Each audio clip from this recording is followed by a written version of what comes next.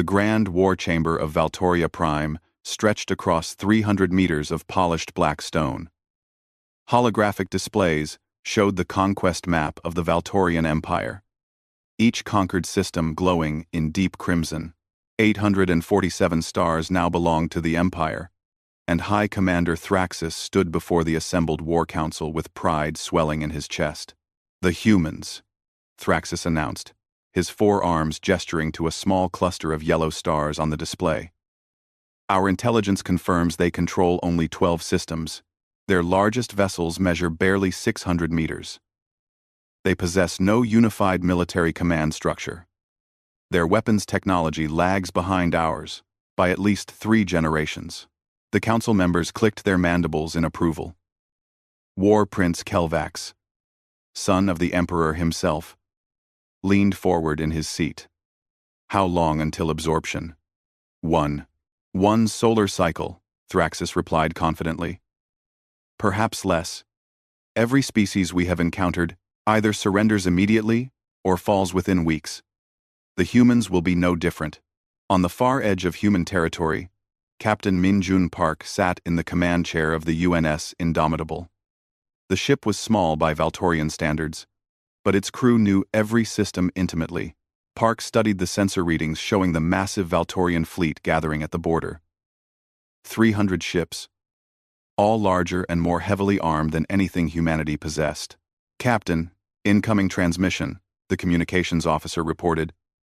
"It's from the Valtorian flagship. They're broadcasting on all frequencies." Park nodded. "Put it through." The message was simple and had been delivered to 1,000 species before. "Humans of Earth and her colonies, you have been selected for absorption into the Valtorian Empire. Surrender your vessels and worlds within 1 standard cycle. Resistance will be met with total destruction. This is your only warning." The bridge crew looked to their captain. Park smiled slightly, which surprised them. "Send a response. Tell them we acknowledge their message and will provide our answer when their deadline expires." "That's all, sir?" the communications officer asked. "That's all." On Earth, Admiral Sarah Chen Williams stood in the Global Defense Command Center, surrounded by holographic tactical displays. Representatives from every human nation filled the room, their faces calm despite the threat. They had been preparing for this moment for 5 years, ever since first contact with Valtorian scout ships. "They think we're like the others," Admiral Chen Williams said to the assembled leaders. "They've studied our public military parades, our civilian ship registries, our news broadcasts. They have no idea what we've actually built." General Baptiste from the Euro-African Alliance pulled up a classified file. "Project Labyrinth is fully operational. Every mining colony, agricultural station, and civilian habitat has been fortified and armed. The Valtorians will find no soft targets." "Project Hive?" Admiral Chen Williams asked. 3,000 autonomous combat drones, deployed throughout our territory," answered Commander Nakamura from the Pacific Defense Force. "Each one networked and learning from the others. The Valtorians have never faced adaptive AI warfare." "And our people?" President Okonkwo asked. Admiral Chen Williams smiled the same slight smile Captain Park had worn. "Every human who volunteered for military service knew what was coming. We have no illusions about Valtorian power, but we've studied their tactics for years. They rely on fear, overwhelming force, and technological superiority. They've conquered hundreds of species using the same playbook, and we're going to tear that playbook apart," General Baptiste finished. The Valtorian First Fleet entered human space exactly on schedule. High Commander Thraxus felt satisfaction as his sensors showed the mining colony of New Johannesburg ahead. A small settlement, barely 20,000 humans, with only a handful of vessels in orbit. The perfect first target to demonstrate Valtorian might. "All ships, advance formation. Prepare to broadcast surrender terms," Thraxus commanded. But something unexpected happened. The human vessels did not flee. Instead, they opened communication channels, broadcasting openly to the entire Valtorian fleet. Valtorian vessels, This is New Johannesburg Defense Coordinator. Before we begin, we wanted to point out some historical parallels. Your approach formation matches the Kardak's hegemony's conquest pattern from 2 centuries ago. They conquered 47 systems before encountering a species that fought back differently than expected. They don't exist anymore. Thraxus felt confusion ripple through his mind. Prey species showed fear. They begged, they fled, they surrendered. They did not lecture their conquerors on military history. This is your final warning, Thraxus broadcast back. Surrender or be destroyed. We understand, the human coordinator replied. We formally request you provide a written declaration of war, according to Galactic Convention 7. We also offer you 24 hours to reconsider this action and withdraw peacefully. The Valtorian officers on the bridge looked at each other. One junior officer's translator must have malfunctioned. The humans were offering the Valtorians a chance to withdraw? Thraxus felt anger building. We do not withdraw. We do not reconsider. You have 1 hour to evacuate your colony before we reduce it to debris. Understood, the human replied calmly. Good luck, Commander Thraxus. How did they know his name? The hour passed. The Valtorian fleet advanced. Thraxus gave the order to fire on the colony's defensive platforms. The battle began exactly as every battle had begun for 300 years. Except this time, everything went wrong. The human fighters moved in patterns that made no sense. They wasted expensive missiles on feints, sacrificed unmanned vessels to draw Valtorian fire, and used the gravity wells of nearby asteroids to slingshot themselves into impossible attack vectors. One human pilot, Captain Jihei Kang, according to the intercepted communications, personally destroyed 4 Valtorian cruisers using tactics that seemed designed to waste resources. They're fighting inefficiently, one of Thraxus's officers reported. They expend 3 times the munitions necessary for each target. But somehow, the inefficient humans were winning. Valtorian ships exploded in carefully coordinated strikes. What seemed like chaos was actually precise planning. What looked like desperation was confidence. After 6 hours of battle, Thraxus gave an order he had never given before. All ships, withdraw. 47 Valtorian vessels remained behind, drifting wreckage in the void. New Johannesburg still stood, its colony intact, its defenders victorious. As the First Fleet retreated, a final message reached them from the humans. Just 3 words, delivered with that same inexplicable calm. Thank you for the practice run. High Commander Thraxus reported the loss to the War Council, insisting it was a fluke, an anomaly. The Council agreed. They dispatched the Second and Third Fleets together, 600 ships, to correct this embarrassment. The humans could not possibly stand against such overwhelming force. On Earth, Admiral Chen Williams watched the new Valtorian fleet approach. She smiled. They're sending more. Good. We need them to commit fully before we show them what humanity really looks like in war. The Kepler system had been humanity's agricultural hub for 20 years. Massive orbital farms produced food for 3 colonies, and the system's asteroid belt contained valuable minerals. To any outside observer, it appeared civilian, peaceful, and vulnerable. High Commander Thraxus saw it as the perfect target to restore Valtorian honor. 600 warships emerged from faster-than-light travel at the edge of the Kepler system. Thraxus stood on the bridge of his flagship, now commanding both the Second and Third Fleets. The Emperor himself had contacted Thraxus with clear instructions. No more failures, no more retreats, and absolutely no mercy. Sensor sweep, Thraxus ordered. The tactical officer studied his displays with confusion. Commander, I'm reading approximately 30 vessels in the system. All appear to be civilian transports or agricultural platforms. No military signatures detected. Thraxus felt his battle instincts warning him. The first engagement had taught him that humans did not behave like normal prey species. Weapons at ready. Advance slowly. Scan everything twice. The massive Valtorian fleet moved into the system in perfect formation. They passed the first asteroid cluster without incident. They approached the orbital farms, expecting them to be evacuated, expecting the humans to run. Instead, lights began activating across every structure in the system. "Commander," the tactical officer shouted. "Those civilian transports just lit up active weapon systems.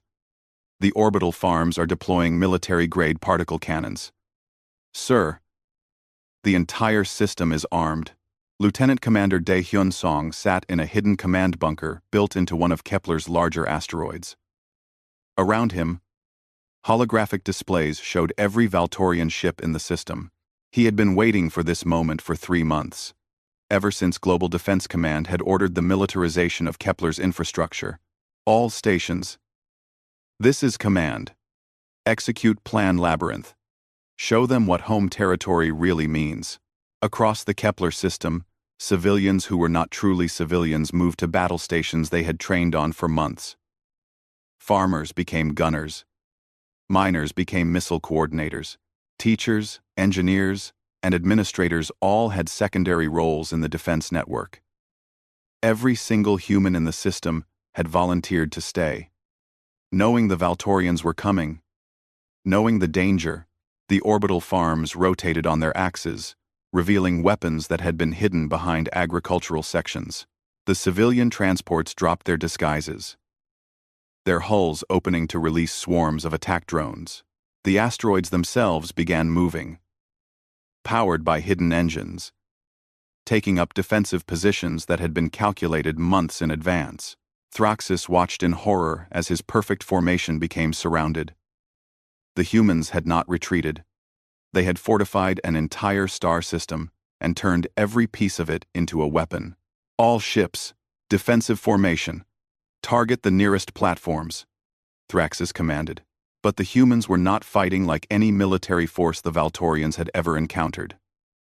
There was no command ship to target, no formation to break. Every human unit operated independently but coordinated perfectly. When Valtorian ships focused on the orbital farms, the transports struck from behind. When they targeted the transports, drones emerged from the asteroid field. When they fired on the drones, the farms resumed their bombardment. Captain Ji-hae Kang piloted her fighter through a dense section of the asteroid belt, 4 other fighters following her lead. Her helmet display showed 37 Valtorian ships trying to flank the main human defensive line. They thought they had found a weakness in the human formation. They were wrong. Ghost Squadron, weapons free. Let's teach these lizards about 3-dimensional warfare. Her squadron attacked from above the orbital plane, a direction the Valtorians rarely considered. Their military doctrine assumed combat happened on a flat battlefield. Even in space, humans had no such assumption. The 5 fighters destroyed 6 Valtorian destroyers before the enemy even realized they were under attack from a new vector. On his command station, Lieutenant Commander Song watched the battle develop exactly as the simulations had predicted. The Valtorians were predictable, following their doctrine rigidly.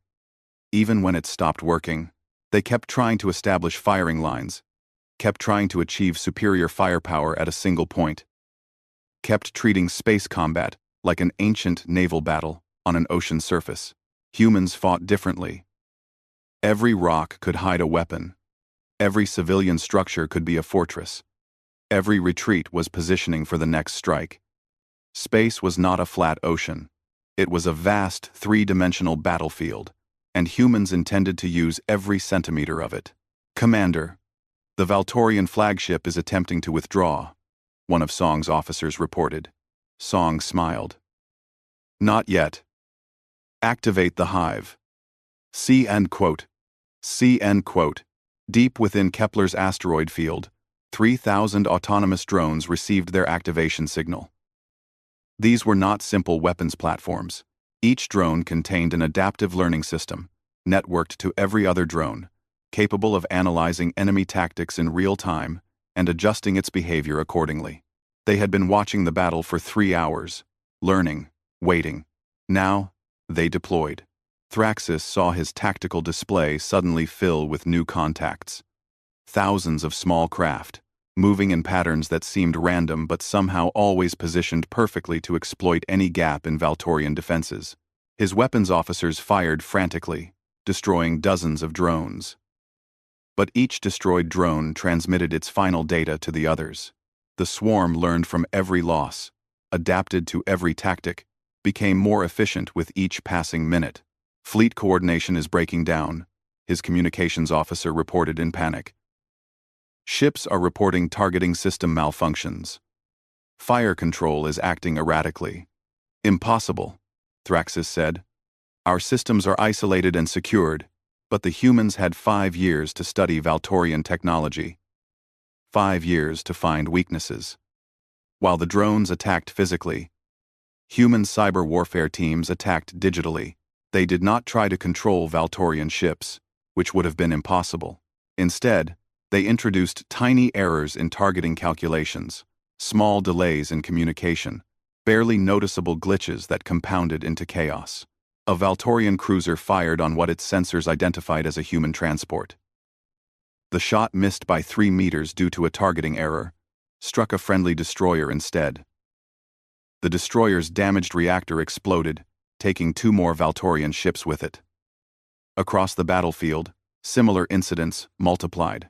Major Seo-Yun Choi watched from her assault transport as Valtorian ships began firing on each other, their coordination falling apart.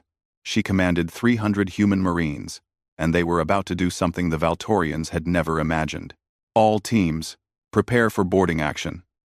Target those 3 cruisers.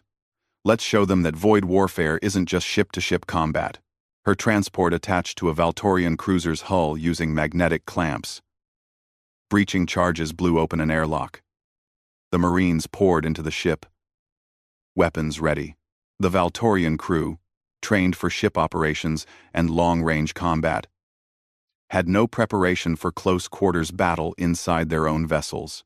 The humans moved through corridors with brutal efficiency, capturing engineering sections and weapon controls. Within 20 minutes, 3 Valtorian cruisers flew human colors, their weapons now turned against their former fleet. High Commander Thraxis saw his fleet crumbling. 400 ships lost. Weapons systems compromised. Coordination broken. And now humans were inside his vessels, fighting room by room. This was not war as he understood it. This was chaos, improvisation, and aggressive creativity that his rigid tactical training had no answer for. All ships, retreat, full withdrawal. Thraxis broadcast on all frequencies. The Valtorian fleet fled the Kepler system in complete disarray. Behind them, the humans did not pursue. They had achieved their objective. Lieutenant Commander Song sent a final transmission to the retreating vessels. Next time, bring your Emperor. We have more to show him. Across the galaxy, news networks broadcast the battle. The invincible Valtorian Empire had been defeated twice. Hundreds of subjugated species watched in amazement. The humans, a young species barely a century in space, had achieved what no one else had managed in 300 years. On Valtoria Prime, the Emperor received the casualty reports in silence. 423 ships lost. 7,000 crew dead. 3 capital ships captured. And the humans remained undefeated in their territory. The Emperor made a decision. He summoned War Prince Kelvax, his eldest son, and commander of the Imperial Guard. The humans have defeated our regular forces. They will not defeat our elite. Take 400 of our finest ships, our best warriors, our most advanced technology. Go to Earth itself and end this. War Prince Kelvax bowed. The Imperial Guard had never been defeated in 200 years of existence. They would not fail now. The humans would finally learn true fear. War Prince Kelvax stood on the bridge of the Imperial Sovereign, flagship of the Valtorian Imperial Guard. Around him, 400 of the most advanced warships ever constructed by the Empire prepared for battle. Each vessel was crewed by warriors who had trained their entire lives for combat. Each ship contained technology decades ahead of standard Valtorian military equipment. The Imperial Guard had crushed rebellions, defeated invasion forces, and maintained the Empire's power for 2 centuries without a single defeat. Your Highness, "We are approaching the human home system," the navigation officer reported. Kelvax studied the tactical display. The system contained one inhabited planet, Earth, along with several military stations and orbital defense platforms. Sensor readings showed a significant military presence, but nothing that concerned him. The guards' weapons could destroy planetary shields. Their armor could withstand sustained bombardment. Their tactical computers could predict enemy movements 3 steps ahead. All ships, battle formation Sovereign Fist. We go directly to Earth. Let the humans watch their homeworld fall from orbit. This ends today. On Earth, Admiral Sarah Chen Williams stood in the orbital fortress Olympus Station. The massive structure hung above the planet's surface, bristling with weapons, and surrounded by smaller defensive platforms. She watched the Valtorian Imperial Guard approach in perfect formation. Each ship positioned precisely to support the others. It was beautiful, in a way. The ultimate expression of military discipline and power. "Admiral, evacuation shuttles have departed," her second-in-command reported. "All non-essential personnel are away. Military stations are at full readiness." Admiral Chen Williams nodded. "Then let's show them what humans are willing to die for. Send the signal to all stations. Execute Protocol Final Stand." Across Earth's orbital space, human forces prepared for the most difficult battle of their lives. Everyone present had volunteered to stay, knowing the Imperial Guard's reputation, understanding the risks. But they also understood what defeat meant. If Earth fell, humanity would be scattered, conquered, enslaved. This was the line that could not break. Captain Minjun Park sat in the repair bay of the UNS Indomitable, his ship heavily damaged from the Kepler engagement. Engineers worked frantically to restore critical systems. Park knew his vessel would not be at full capability for the coming battle. But he refused to sit it out.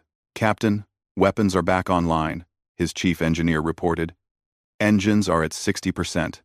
Life support is stable. She'll hold together. Then get us to the defensive line," Park ordered. "We're not sitting this one out." The battle began with a display of Valtorian might. The Imperial Guard opened fire with coordinated precision, their weapons striking human defensive platforms with devastating accuracy. Shields failed, armor melted, and 3 orbital stations exploded in the first 5 minutes. Human return fire seemed uncoordinated by comparison, missiles and particle beams striking Valtorian shields that absorbed the damage effortlessly. War Prince Kelvax felt satisfaction. See how they crumble before true military excellence. Continue the bombardment. Target their command station. But something unexpected happened. The humans who should have been panicking, who should have been retreating, instead pressed forward with ferocious determination. Damaged ships rammed Valtorian vessels. Stations on the verge of destruction self-destructed when enemy ships came close, taking Imperial Guard vessels with them. Human fighters attacked in waves that seemed suicidal. But each wave collected data, tested defenses, and probed for weaknesses. Captain Jihei Kong led a squadron of 30 fighters against a formation of Imperial Guard cruisers. Her sensors showed their shields could absorb everything her squadron could throw at them.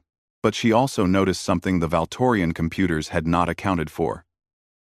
The shields were designed to stop energy weapons and kinetic projectiles. They were not designed to stop a fighter craft traveling at maximum velocity. "All ships. Kamikaze protocol," she ordered. Her squadron knew what this meant. Their fighters were equipped with escape pods that could eject milliseconds before impact. It was dangerous, possibly fatal, but it was their only chance to penetrate those shields. Her fighter accelerated to maximum speed, aimed directly at the largest cruiser's bridge section. At the last possible moment, she ejected. Her fighter, traveling at a significant fraction of light speed, punched through the shield and tore into the cruiser's hull. Behind her, 29 other fighters did the same. 8 cruisers of the Imperial Guard tumbled out of formation, hulls breached, systems failing. War Prince Kelvax watched in shock as elite vessels fell to tactics that seemed insane. What species sacrificed their ships for minimal tactical gain? But the humans kept doing it, kept finding ways to hurt the Imperial Guard that made no logical sense. On Olympus Station, Admiral Chen Williams tracked the battle progression. Human losses were severe, far worse than Kepler or New Johannesburg, but they were holding the line, buying time for the real weapon to activate. "Admiral, Project Evolution is ready," her tactical officer reported. Admiral Chen Williams took a deep breath. "Activate it. Let's see what 3 battles worth of data produces." Throughout Earth's defensive network, artificial intelligence systems came online. These were not simple targeting computers or tactical programs. Each AI had been observing Valtorian combat patterns since the first engagement, learning from every battle, every tactic, every ship movement. They had absorbed data from 3 major conflicts, analyzing millions of individual combat decisions. Now they understood how Valtorians thought, how they fought, what they would do before they did it. The change was immediate and terrifying for the Imperial Guard. Human weapons fire, which had seemed random and desperate, suddenly became perfectly coordinated. Every shot struck weak points in shields, every missile targeted vulnerable systems, every movement exploited gaps in Valtorian formations. The humans began fighting with a precision that exceeded the Guard's own tactical computers. War Prince Kelvax felt his certainty crumbling. "Analysis. How are they doing this?" "They're predicting our movements," his tactical officer replied with disbelief. "Every maneuver we make, they've already positioned to counter it. It's as if they know our tactical doctrine better than we do." They did. The human AIs had not just learned Valtorian tactics, they had mastered them completely.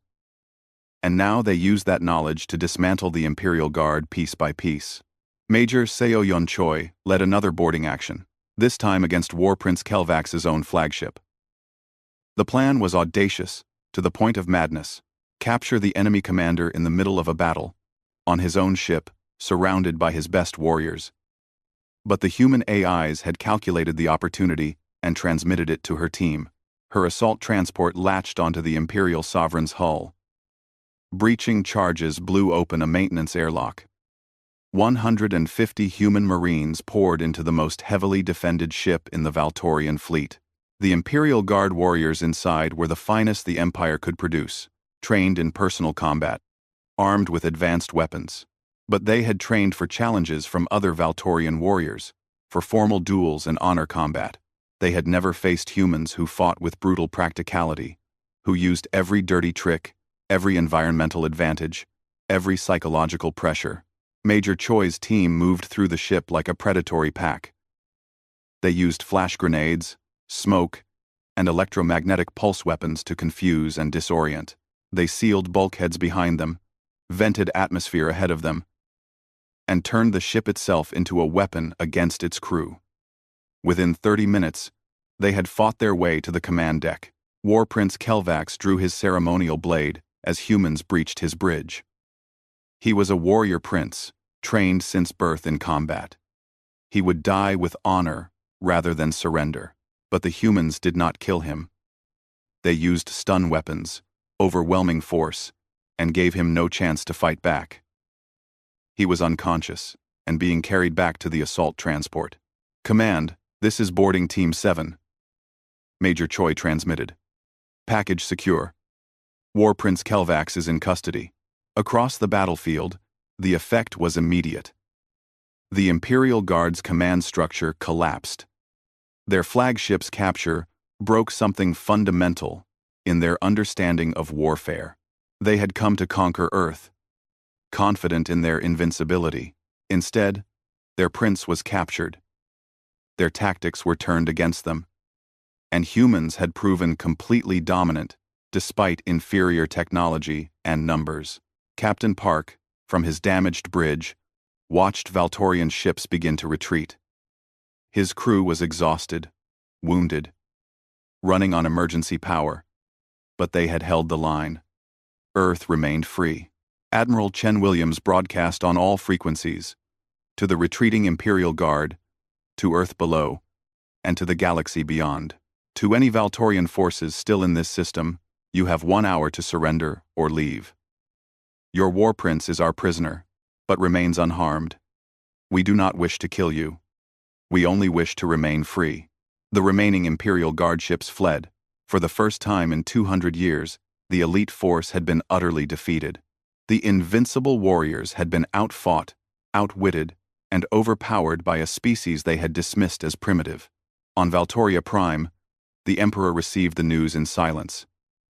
His son captured, his best forces destroyed, and the humans still standing, victorious.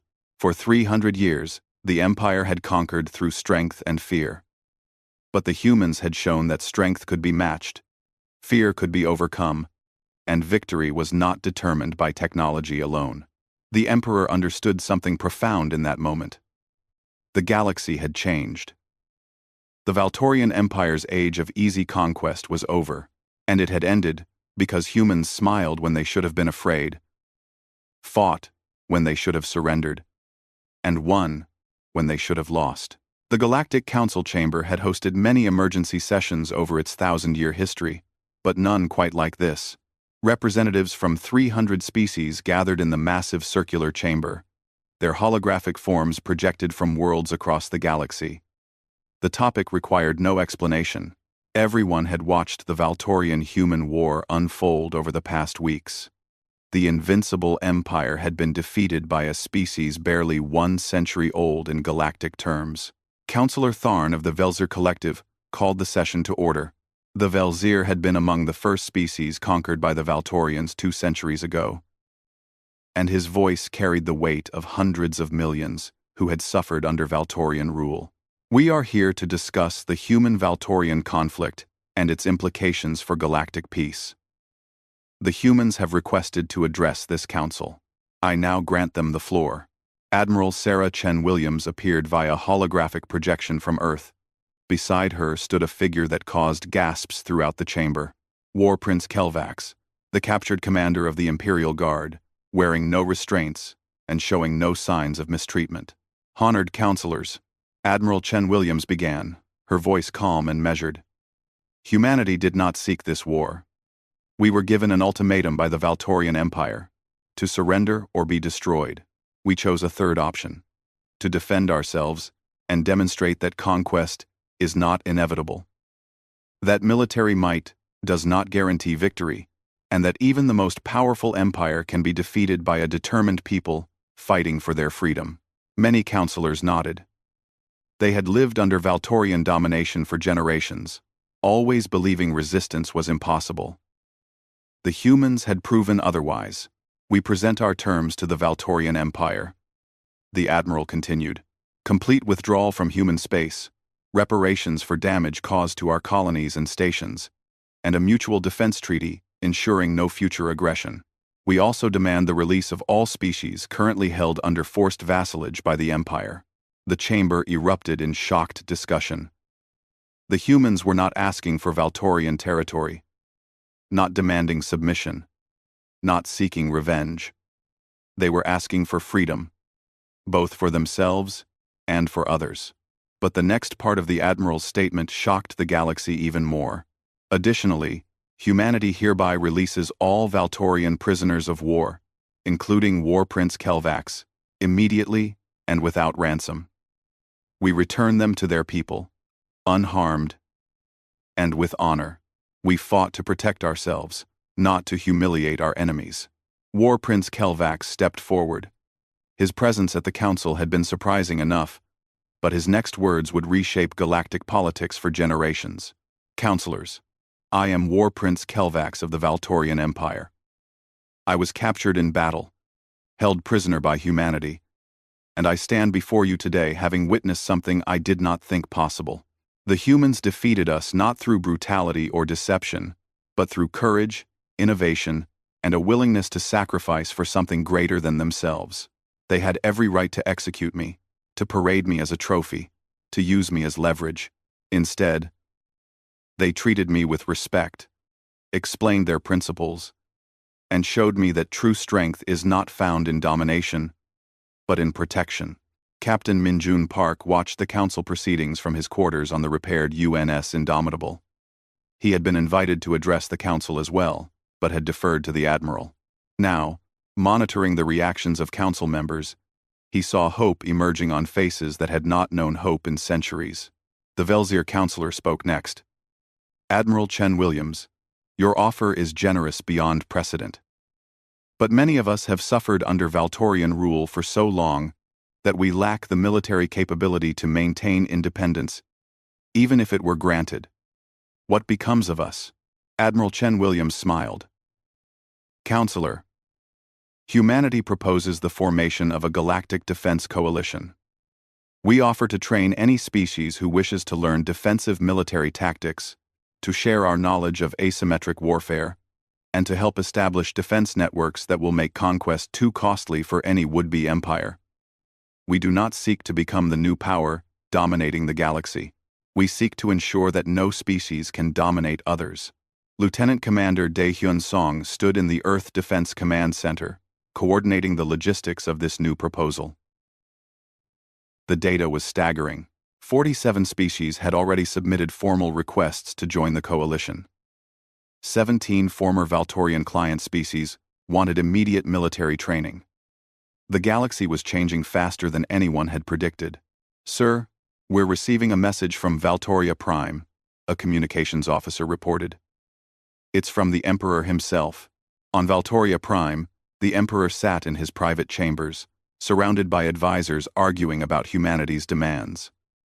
Some called for continued war, claiming the Empire's honor demanded it. Others counseled acceptance, pointing out that 3 failed military campaigns had cost them over 1,000 ships and tens of thousands of lives. The Empire was wounded, its invincibility shattered. The Emperor silenced them all with a gesture. He had made his decision. Broadcast this message to the Galactic Council, he ordered. The Valtorian Empire accepts all human terms. We withdraw from human space immediately. We will pay reparations as demanded. We grant independence to all vassal species who wish it. And we formally request to join the Galactic Defense Coalition, so that we may learn from those who defeated us. The last sentence shocked even his own advisors. Join a coalition led by the species that had humiliated the Empire? It was unprecedented, unthinkable, but the Emperor understood what his military commanders did not. The galaxy had changed, and the Empire could either change with it or become irrelevant. 6 months passed. The transformation of galactic politics proceeded faster than anyone had imagined. The Galactic Defense Coalition now included 63 species, with humanity providing tactical training and defensive doctrine. The concept was revolutionary, not to build conquering armies, but to make every system too difficult to attack, to make conquest so costly that no aggressor would attempt it. Captain Ji-Hye Kang found herself assigned as a training instructor on the Velzir homeworld, teaching fighter tactics to pilots who had never been allowed to possess military-grade ships. She watched them practice the maneuvers that had defeated the Imperial Guard, saw their pride in mastering skills that could protect their people. Instructor Kang, one of the Velzir pilots, asked after a training session, "When the Valtorians attacked you, were you afraid?" Kang considered the question. Yes. Fear is natural when facing a powerful enemy, but fear did not control us. We channeled it into determination, preparation, and a refusal to surrender our freedom. Fear can make you stronger if you do not let it make you helpless. Major Seo-Yun Choi helped establish a new marine training facility on the Talrix colony, teaching close-quarters combat to species who had never considered that boarding actions were possible in modern warfare. Her students included both former Valtorian subjects and young Valtorian warriors sent by their reformed military command. The irony was not lost on anyone, but the training proceeded with mutual respect. 3 former Valtorian client species successfully defended themselves against pirate raids using the tactics learned from human instructors. The raids had been common before, preying on weak systems that could not defend themselves. Now those same systems proved too dangerous to attack. The raiders moved on, seeking easier prey that no longer existed. War Prince Kelvax underwent his own transformation. Upon his return to Valtoria Prime, he had been expected to resume his military command. Instead, He requested reassignment as an ambassador to the Galactic Defense Coalition. His father, the Emperor, initially refused, seeing it as a loss of honor, but Kelvax persisted, arguing that true honor lay in serving his people's future rather than clinging to a violent past. Now he traveled between worlds, speaking about his experience as a human prisoner, explaining what he had learned about the difference between conquest and protection, between domination and cooperation. His words carried weight precisely because he had been the Empire's finest warrior and had lost to something greater than military might. At a neutral space station near the border between human and former Valtorian territory, Captain Min Jun Park sat in a small bar with High Commander Thraxus, the Valtorian officer who had led the first failed invasion. The meeting had been arranged as part of the peace process, a chance for former enemies to find common ground. Thraxus stared into his drink. 4 arms wrapped around himself in a gesture Park had learned indicated deep thought among Valtorians. Captain Park, I have a question that troubles me. We sent our best warriors to conquer you. We brought overwhelming force, superior technology, and 300 years of military success. You smiled, defeated us, captured our prince, and then released him with honor. Why? We would have killed your leaders. We would have enslaved your people. Why show us mercy? Park considered his words carefully. Because we fought to protect our freedom, not to destroy yours. Because we believe every species has the right to exist without domination. Because mercy after victory demonstrates greater strength than brutality ever could. You came to conquer us, Commander Thraxus. We defeated you, and then taught you why you should never have come in the first place. That is a victory that lasts longer than any military occupation. Thraxus was quiet for a long moment. Then, he raised his glass in a gesture of respect. That is a victory we cannot comprehend. But we are trying to learn. On Earth, Admiral Sarah Chen Williams stood before a new graduating class at the Global Defense Academy. The classroom contained not just human cadets, but young officers from 19 different species, all learning together, sharing knowledge, building the foundations of a new galactic order. You are the first generation of defenders, trained not for conquest but for protection, she told them. The galaxy watched humanity face impossible odds and refuse to surrender. They watched us win through courage, innovation, and sacrifice. But more importantly, they watched us show mercy after victory. That combination, strength tempered by compassion, is what will make the coalition successful. You will face challenges. You will encounter species who still believe in the old ways of domination and conquest.